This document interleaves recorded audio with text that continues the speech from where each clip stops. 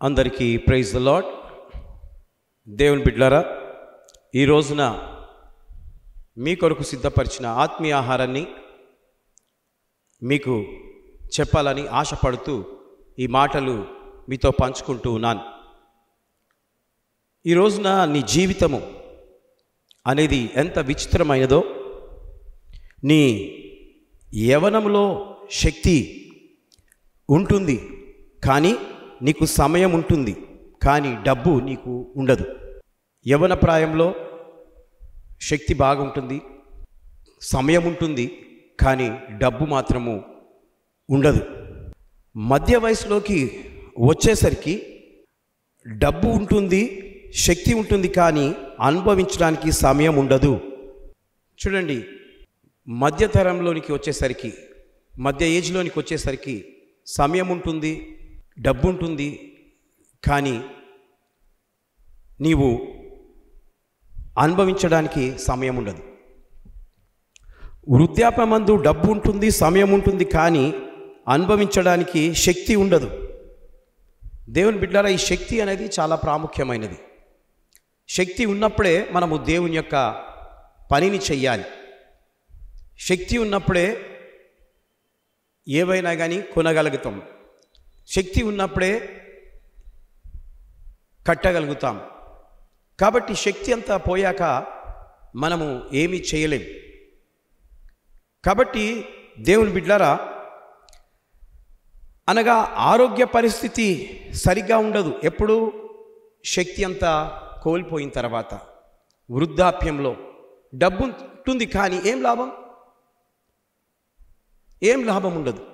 కాబట్టి దేవుడు అంటున్నాడు, నీవు పుట్టినప్పుడు ఎవరు చూస్తారో నీకు తెలియదు, నీవు చచ్చినప్పుడు నిన్ను ఎవరు చూస్తారో తెలియదు.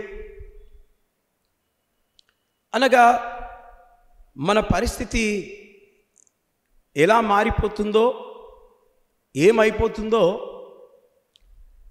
నీకు అర్థం కాదు. అందుకే నీ బ్రతుకు ఎలా ఫ్యూచర్లో ఉంటుందో నీవు తెలుసుకోవాలని ఈ మాటలు ముందుగానే నీకు తెలియజేస్తున్నాను. మన శక్తిని మనము దేవుని కొరకు, దేవుని పనికై వాడితే దేవుడు మనల్ని ఆయన శక్తి చేత నింపి మనల్ని ఏదో రకంగా ఆయన సువార్తను ప్రకటించడానికి, ఆయన వాక్యాన్ని బోధించడానికి, ఆయన పాటలు పాడడానికి, చప్పట్లు కొట్టడానికి, వాయిద్యాలు వాయించడానికి దేవుడు అవకాశాన్ని ఇస్తాడు, సమయాన్ని ఇస్తాడు. అది ఆయన మహిమ కొరకే వాడబడాలి, మనుషులు మెప్పు కొరకు కాదు. కాబట్టి నీ బ్రతికిన దినములన్నిటను ఆ యెహోవాను స్తుతించడము, ఘనపరచడము చాలా ప్రాముఖ్యమైందని ఈ మాటల ద్వారా తెలియజేస్తున్నాను. అది కాకుండా నీవు ఎలా ఉండాలి, నీవు ఏం సంపాదించాలి.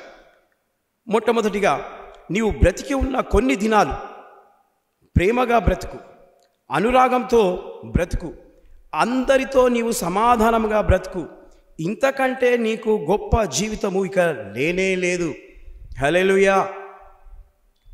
కాబట్టి ఈ విధంగా బ్రతికితే దేవుడు కూడా నిన్ను బట్టి మెచ్చుకుంటాడు. నా కుమారుడు, నా కుమార్తె నేనిచ్చిన శక్తిని బట్టి నన్ను ఘనపరిచినారు అని దేవుడు ఏం చేస్తాడు, నిన్ను ఘనపరుస్తాడు.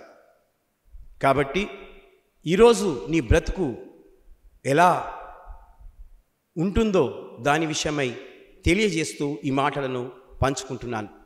దేవుడు మిమ్మలను దీవించునుగాక.